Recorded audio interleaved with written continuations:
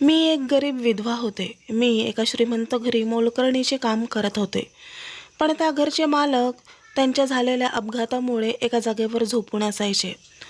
मात्र माझी मालकीणबाई नेहमी नटून थटून बाहेर निघून जायची आणि जाताना मला मालकांची काळजी घ्यायला सांगायची. मालकीणबाईंना मालक अजिबात आवडत नव्हते. एक दिवस मालकीणबाई मला म्हणाल्या, "हे 50,000 रुपये घे आणि आज रात्री तुझ्या मालकांसोबत."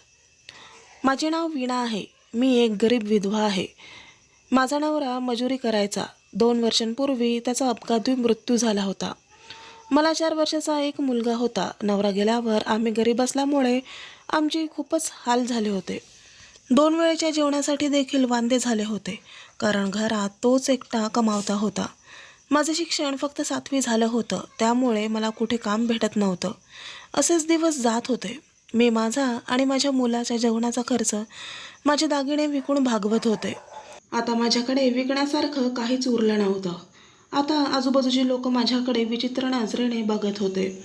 एका दिवशी आमच्या शेजारच्या बाईने एका बंगल्यावरचा पत्ता सांगितला आणि म्हणाली, "त्या बंगल्यावरच्या मालकीणबाईला भेट. तिला कामवाली पाहिजे. तुला जर काम हवं असेल तर तू त्या बंगल्यावर जा." मी लगेच तयार झाले, कारण मला पैशांची खूप गरज होती. म्हणून मी त्या श्रीमंत घरी कामाला लागले. काही वर्षांपूर्वी साहेबांचा अपघात झाला होता आणि ते अपंग झाले होते. त्यांना त्यांच्या पायाने चालता देखील येत नव्हतं.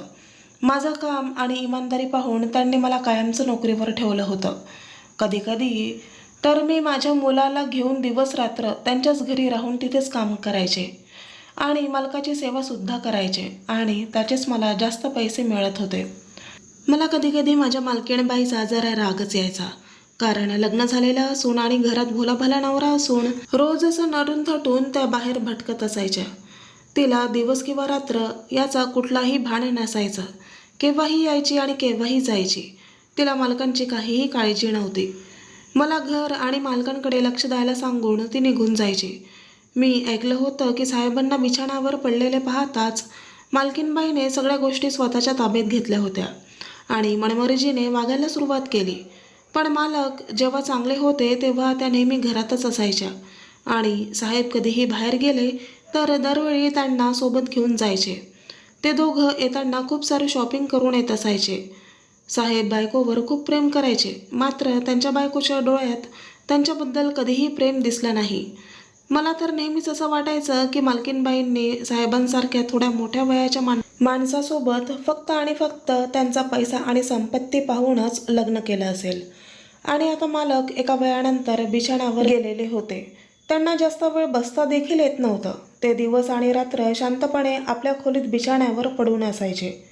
मी त्यांना कधीकधी व्हीलचेअरवर बसवून बाहेर फिरवून आणायचे आणि त्यांना कधीकधी नाश्ता करायला डायनिंग टेबलवर हॉलमध्ये घेऊन जायचे. आणि मालकीणबाई मात्र दिवस रात्र बाहेर फिरत असायची.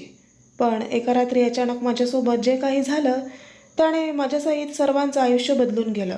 एक दिवस संध्याकाळी मालकीणबाई गडबडीने घरी आल्या आणि त्यांनी मला बोलवून सांगितलं, "आज सगळं घर एकदम स्वच्छ कर आणि जेवणासाठी चांगला मेनू ठरव. आज आपल्याकडे मोठे पाहुणे येणार आहेत. ते माझ्यासाठी खूप महत्त्वाचे आहेत." मालकीणबाई त्यांची खोली सजवत होत्या आणि मग त्या स्वतः अगदी भरपूर मेकअप करून सिल्क साडी आणि डिझायनर ब्लाऊज घालून पाहुण्यांच्या स्वागतासाठी तयार झाल्या होत्या. त्यांच्या चेहऱ्यावर आनंद आणि उत्साह होता. असा उत्साह त्यांच्या साहेबांसोबत कधीच नसायचा आणि साहेबांसमोर गेल्यावर त्यांची नेहमी चेहरा पडलेला असायचा. काही वेळानंतर ते पाहुणे आले. पाहुणे कसले? तो तर एकटाच माणूस होता. तो दिसायला एकदम रुबाबदार आणि स्मार्ट होता. त्याने आल्या आल्या रसिकाबाईंच्या हाताला पकडलं आणि त्यांचा हात ओठाजवळ नेऊन किस केलं. त्यावर रसिकाबाई थोड्या लाजल्या आणि अगदी गोड हसून त्यांचं स्वागत केलं आणि त्यांना हॉलमध्ये सोफ्यावर बसवलं. या सगळ्या गोष्टी मालक त्यांच्या रूमच्या खिडकीतून पडल्या पडल्या डोकावून पाहत होते. मात्र त्यांनी कसलीही चौकशी केली नाही. चौकशी करून देखील काय उपयोग होणार होता? मालकीणबाईंनी त्या विशेष पाहुण्यांना खूप छान पाहुणचार देऊन तृप्त केलं. मग त्यांनी आपल्या विशेष पाहुण्याला तयार केलेल्या खोलीत आराम करायला पाठवलं. त्यानंतर रसिकाबाईंनी मला हॉलमध्ये बोलावलं आणि त्यांच्या पर्समधून एक छोटी काचेची बाटली माझ्या हातात देत मला सांगितलं की आज तुझ्या साहेबांना रात्रीच्या दुधात हे मिसळून दे आणि हे सर्व अगदी चुपचाप व्हायला हवं. त्यासाठी तुला हे 50,000 रुपये देते आणि काम व्यवस्थित झाल्यास आणखी पैसे देईन. पण जर गडबड केलीस तर तुझ्या जीवाचं काही खरं नाही. आणि लक्षात ठेव. हे सगळं ऐकून तर माझ्या अंगावर काटा उभा राहिला. त्यांचं काय प्रकरण आहे हे मला अजून देखील समजलं नव्हतं. पण एवढं मात्र नक्की होतं की मालकीणबाई साहेबांना फसवत होत्या. फक्त त्यांच्या शरीर सुखासाठी की आणखी काही होतं हे कोण जाणे. कुठला तो माणूस? त्याला आजही बाई घरी घेऊन आली होती आणि आज माझ्या हातून मालकाचा जीव घ्यायला निघाली होती. पण मला पैसे मिळण्याशी मतलब होतं आणि माझ्याकडे खूप सारे पैसे मिळवण्याची संधी चालून आली होती. म्हणून मी जास्त विचार न करता त्यांना हो म्हटलं.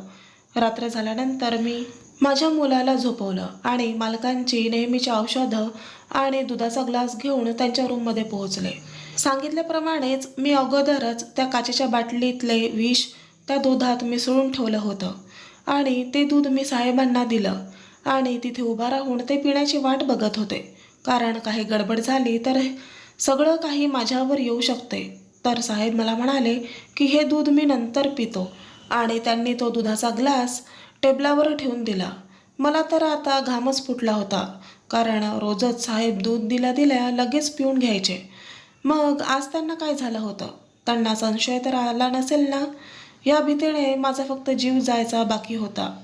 थोड्याच वेळानंतर मी पुन्हा त्यांच्या खोलीमध्ये गेले आणि पाहते तर काय, दुधाचा ग्लास तसाच भरलेला होता. म्हणून मी साहेबांना विचारलं की तुम्ही ते दूध का नाही पिलात? असं करून कसं चालेल? तुम्हाला ते दूध प्यायला लागेल. माझं बोलणं ऐकताच साहेब माझ्यावर जोरात ओरडले आणि म्हणाले, अगं खोटारडे, किती पैसे दिले तुझ्या मालकिनीने तुला या दुधात विष घालायला? तुला काय वाटलं तुझ्या मालकिणीच्या जाळ्यात मी इतका सहज अडकेन? आणि हे विष घातलेलं दूध मला देऊन या सगळ्या संपत्ती स्वतःच्या घशात घालण्याचा प्रयत्न होताना तुमचा. आता मात्र माझा घाबरून जीव गेला होता. हे साहेबांना कसं कळलं हे मला समजलंच नाही. आता आपलं काही खरं नाही हे मला समजलं होतं. म्हणून मी तिथून पळणार तेवढ्यात साहेबांनी मला जोरात हाक मारली आणि म्हणाले, पळून गेली तर खबरदार. आणि म्हणाले, एक काम कर, मी तुला 1,00,000 रुपये देतो. उद्या सकाळी तुझ्या मालकिणीच्या नाश्त्यामध्ये विष घाल आणि हे काम पूर्ण झाल्यास आणखी 1,00,000 रुपये मी तुला देईन.